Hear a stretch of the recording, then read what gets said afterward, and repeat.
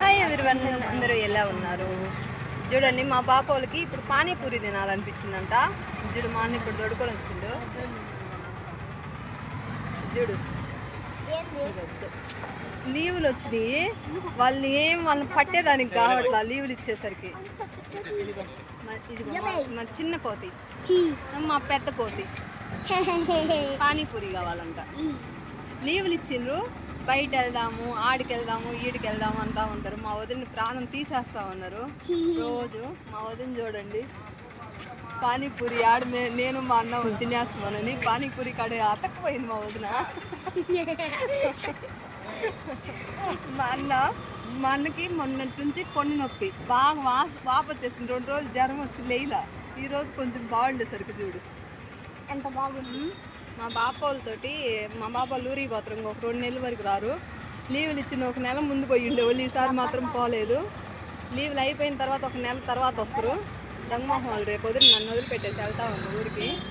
ఇదిగో రేపు పొద్దున్న కాదు, రేపు ఈవినింగ్ అంట. నేను సండే ఉండండి, ఏమైనా చేసుకుని తినేసి వెళ్దామంటే రేపే వెళ్తారంట.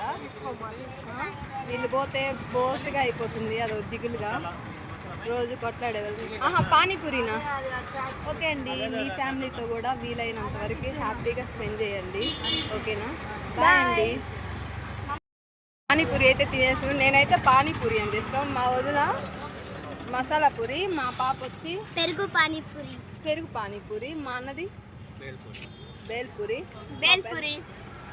వాళ్ళిద్దరు మాత్రం కాస్ట్లీ. ఇది నేను మాత్రం నాకు పానీపూరి అంటే ఇష్టం. మా వదిన మసాలా పూరి తింది, ఓకేనా? బాగుంది. మా వీధి కాడ ముందరే పెట్టుండ్రు. మా పాప వాళ్ళు గమ్మునే ఉండలేదు, వెళ్ళి తినేసి వద్దామంటే వచ్చినాం.